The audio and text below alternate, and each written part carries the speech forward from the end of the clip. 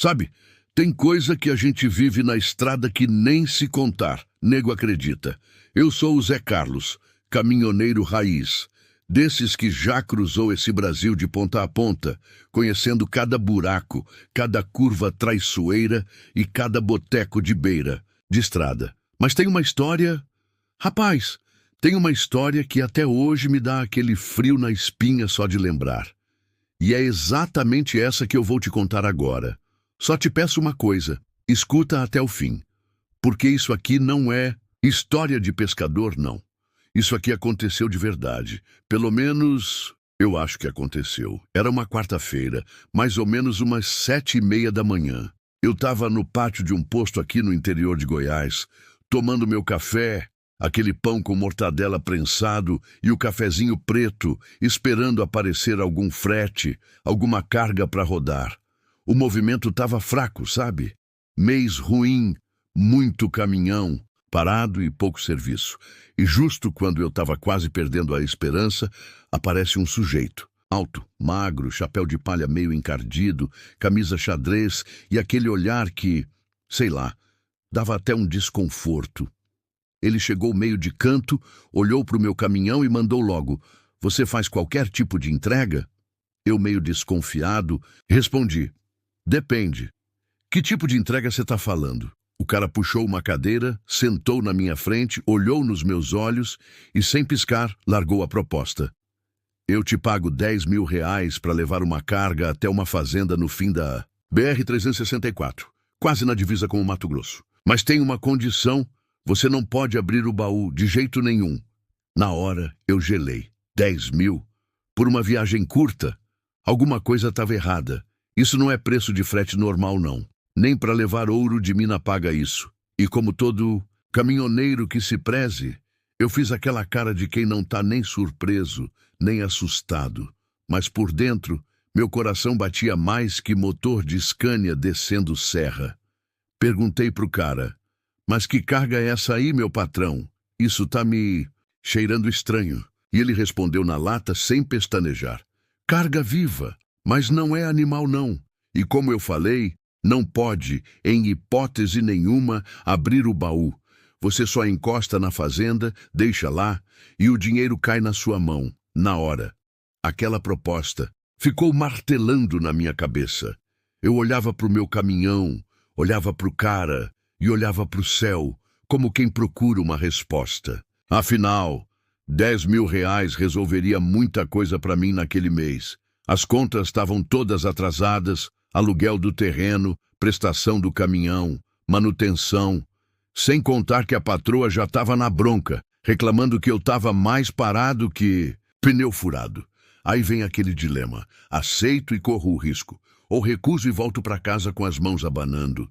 Respirei fundo, tentei manter a postura e mandei: "Beleza. Me passa as coordenadas, onde carrega e onde entrega."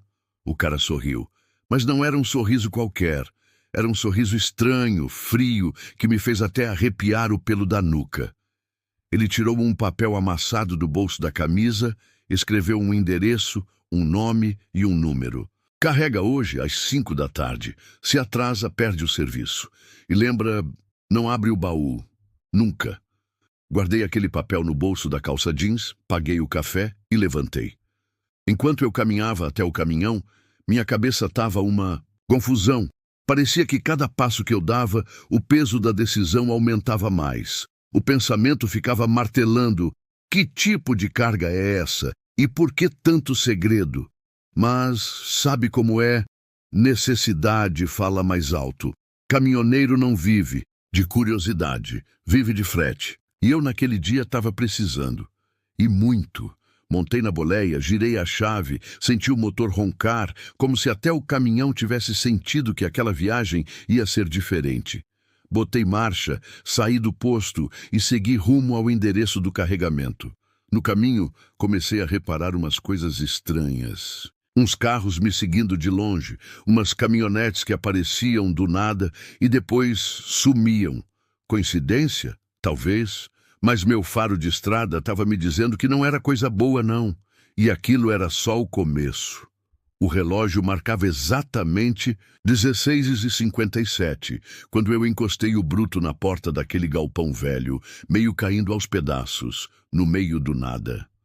O endereço levava para uma estradinha de terra, longe de qualquer cidade, daqueles lugares que nem o GPS acerta direito. Sabe aquele silêncio esquisito que nem passarinho canta? Pois é, só dava para ouvir o som dos pneus amassando a brita e o ronco do motor. Parecia cena de filme de terror, para ser mais exato. Desci do caminhão, bati a porta e olhei ao redor. Nenhuma placa, nenhum nome, só o portão de ferro enferrujado e uma lâmpada pendurada, piscando, como se estivesse me avisando que era melhor eu dar meia volta. Mas como recuar se a grana já estava praticamente no bolso? Nessa hora, aquele mesmo homem da manhã apareceu. Surgiu do meio do mato como quem brota do chão. Tá no horário certinho, ele falou, sem nem olhar na minha cara. Aí abriu o portão, fez sinal para eu entrar e completou. Encosta ali, na doca 3, o pessoal já vai carregar. Obedeci. Engatei ré, alinhei o caminhão e esperei. 2 caras apareceram com o rosto coberto por aqueles panos, tipo balaclava, parecendo pessoal de operação especial. Eles não falaram uma palavra sequer. Só abriram o baú, jogaram uma lona preta por dentro e começaram a empurrar uns caixotes grandes, bem grandes, de madeira. O curioso é que, quando eles mexiam nos caixotes, saía um barulho estranho. Não era som de coisa batendo, nem de mercadoria, era som de respiração. Respiração pesada e arranhões. Isso mesmo que você ouviu, arranhões. Na mesma hora, meu corpo inteiro ficou arrepiado. Meu instinto gritava, vai embora, Zé Carlos, mete marcha e sai daqui. Mas aí veio aquele pensamento maldito, são 10 mil na mão, só entregar, só isso. Não olha, não pergunta, não se mete. E foi esse pensamento que segurou minha mão no volante. Depois de uns 20 minutos, eles fecharam o baú, trancaram com cadeado grosso, bateram nas portas 2 vezes e o homem do chapéu voltou. Entregou um envelope pardo e falou, 5 mil agora, 5 mil na entrega. E lembra, não abre. Seja lá o que acontecer, não abre. Peguei o envelope, abri e lá estavam. 5 maços de 1.000. Dinheiro vivo, cheiroso, novinho. Eu até passei o dedo para conferir se era de verdade. E era, antes de subir na boleia, ainda tentei perguntar na maior cara de pau. Ô patrão, só para saber, isso aí é carga viva mesmo? Tá tudo certo, né? Ele nem piscou, só respondeu seco. Não é problema seu, só entrega. Virou as costas e sumiu no galpão, como se nunca tivesse existido. Liguei o caminhão, ajeitei o retrovisor, bati primeira e saí. Conforme eu ia saindo daquele galpão, a sensação era de que eu não estava levando só uma carga. Parecia que eu estava levando junto um peso que não cabia no baú. Era como se aquele caminhão nunca tivesse estado tão pesado antes. Mas não era peso de mercadoria. Era peso de tensão, de medo, de desespero.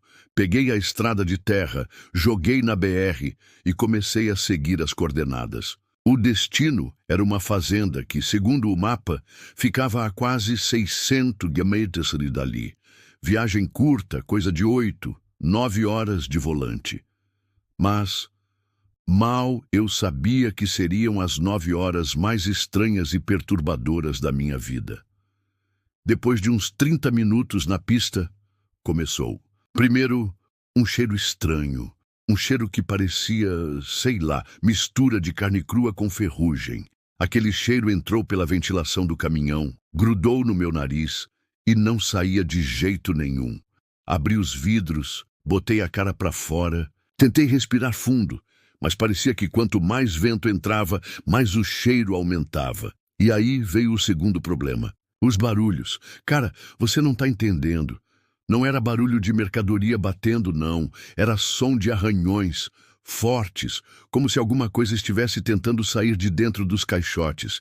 E de vez em quando, dava para ouvir também, tipo, sussurros. Sim, você não leu errado. Sussurros, baixos, quase imperceptíveis, mas estavam lá, e eles pareciam dizer meu nome. Zé, Zé. E quanto mais acelerava, mais os sussurros ficavam altos. Meus pelos do braço estavam todos em pé. Eu segurava no volante tão forte que os dedos até ficaram brancos. Olhava pelo retrovisor toda hora, com medo do que poderia aparecer. E para piorar, o rádio do caminhão começou a dar interferência, sozinho, sem ninguém mexer. Ligava e desligava. E quando ligava, só chiado. E no meio do chiado, vozes. Vozes que eu não sabia de onde vinham. E nem queria saber. Nessa hora eu comecei a pensar: que eu fui me meter, meu Deus? Mas já estava no meio da viagem. Voltar não dava. Parar nem pensar. A única opção era seguir. Seguir até o fim. Até aquela bendita fazenda no fim da BR-364 Puê, meu amigo. Se você acha que isso foi assustador, se prepara, porque o pior ainda estava por vir. O relógio já marcava quase meia-noite e eu estava no meio de uma rodovia praticamente deserta. Nenhum carro vinha, nenhum carro ia. Só dava para ouvir o ronco do motor do meu caminhão e aquele bendito som que não parava mais. Os arranhões, no baú. E, olha, eles estavam cada vez mais fortes. Era como se o que estivesse lá dentro tivesse ficado impaciente ou com raiva, ou pior, tivesse percebido que estava sendo transportado contra a vontade. Eu tentava não pensar, focava na estrada, mas era impossível ignorar. A cada curva, a cada quilômetro, parecia que o barulho vinha mais perto da cabine. E para completar, o rádio do caminhão, que antes estava só com chiado e vozes estranhas, de repente desligou de vez. Só que a luz interna da cabine acendeu sozinha. Sabe aquele tipo de coisa que você sabe que não é normal? Pois é. E ali, meu amigo, eu entendi que aquilo não era mais só uma viagem estranha. Era um aviso. Algo estava tentando me alertar, ou me assustar. De repente, o caminhão perdeu potência, o motor começou a falhar. Pisava fundo e parecia que estava puxando uma carreta de 500 toneladas. E não tinha subida, não. A pista era reta, plana. Olhei para os marcadores, combustível cheio, temperatura normal. Não tinha motivo nenhum para o caminhão falhar. E aí foi quando, pelo retrovisor, eu vi. Meu sangue gelou na hora. Atrás do caminhão, no para-choque do baú, tinha uma mão branca, pálida, magra, segurando. E ela se escondia toda vez que eu olhava. Me arrepiei inteiro, pisquei várias vezes, esfreguei os olhos, até pensei: tô vendo coisa. É o sono, é a tensão. Mas não, meu parceiro, não era coisa da minha cabeça. Aquilo estava lá. E não estava sozinho. Mais uns 10 minutos de estrada e, de repente, o sistema elétrico inteiro pifou. O painel apagou, faróis desligaram. Só ficou o ronco do motor empurrando o bruto no breu total. Eu só via a linha branca da pista pelo reflexo da lua. E foi aí que eu escutei 3 batidas secas na parede do baú.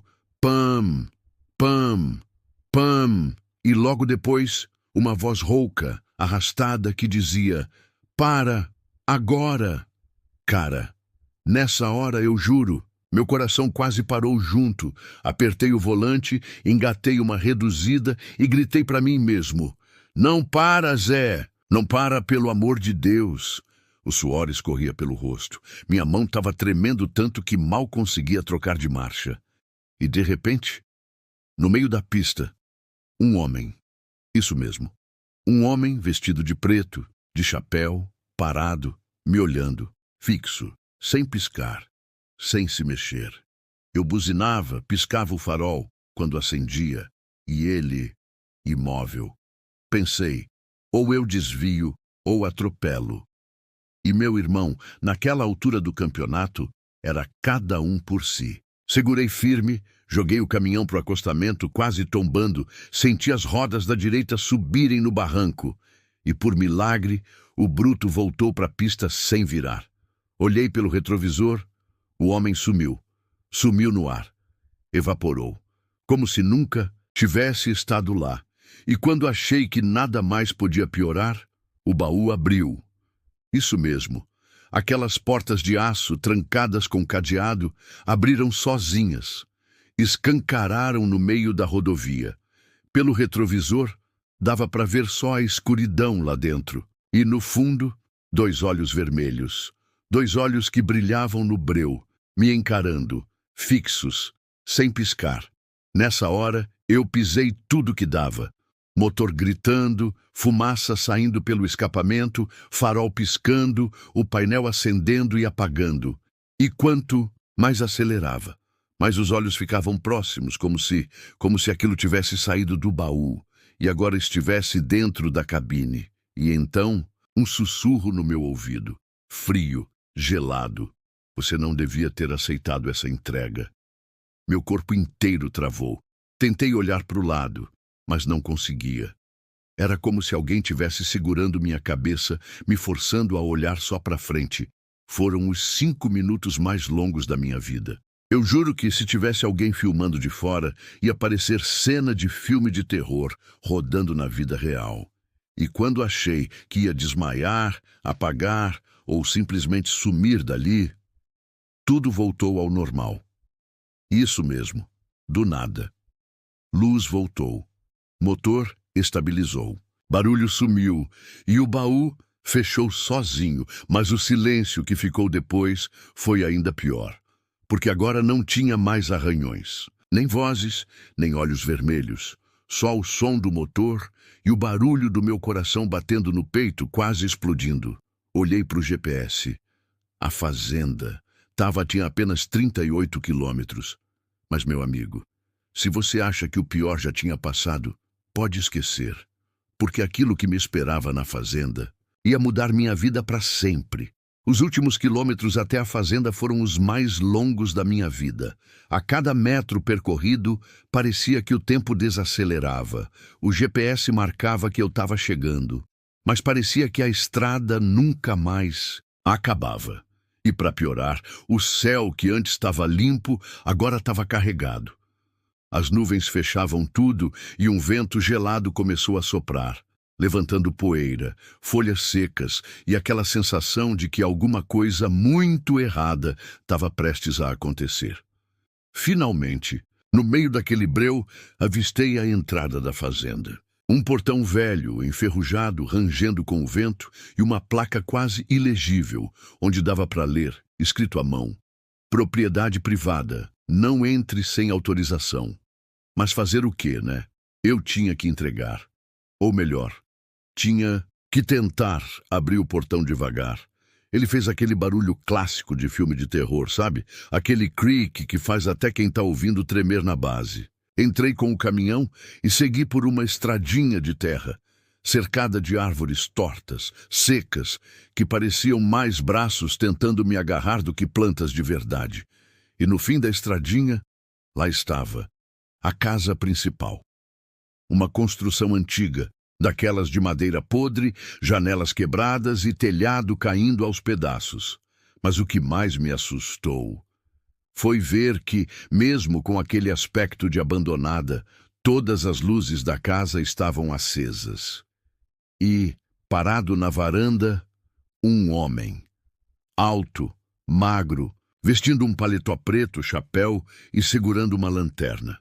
O rosto pálido, os olhos fundos, olheiras gigantes e uma expressão que misturava ansiedade com algo que eu só posso descrever como sede. Uma sede que não era de água nem de dinheiro, era outra coisa. Ele fez sinal para eu descer. E, cara, confesso que minhas pernas quase não obedeciam. Desci tremendo, suando frio, olhando para os lados, esperando qualquer coisa sair do mato, do baú, da casa, de qualquer lugar. O homem se aproximou, olhou direto nos meus olhos e, com uma voz grossa, arrastada, perguntou: "Você trouxe?" Engoli seco. Tentei parecer firme e respondi: "Tá no baú." Igual combinaram. Ele sorriu. Mas não foi um sorriso normal. Foi um sorriso torto, forçado, cheio de maldade. Então ele tirou uma chave enorme do bolso e andou até os cadeados do baú. Só que os cadeados estavam lá, fechados, trancados.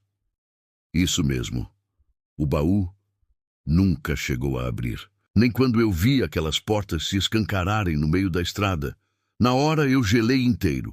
Pensei, então, o que saiu não foi pelas portas, foi de outro jeito. O homem destrancou, abriu uma das portas lentamente. E, cara, se eu achava que já tinha visto coisa ruim naquela viagem, eu não fazia ideia do que me esperava ali dentro. O cheiro foi o primeiro golpe. Um cheiro de podridão, de coisa morta, de coisa velha. Um cheiro que parecia misturar carniça, mofo e ferro enferrujado. Quase vomitei na hora. E aí eu vi. Dentro do baú não tinha caixa, não tinha mercadoria, não tinha carga nenhuma. Tinha um caixão. Isso mesmo, um caixão preto, fechado, selado com correntes e símbolos estranhos gravados na madeira. O homem, sem tirar os olhos do caixão, começou a falar sozinho, como se recitasse algum tipo de oração ou feitiço. E eu, ali paralisado, sem entender se corria, se ficava, se fingia de morto ou se já começava a rezar também.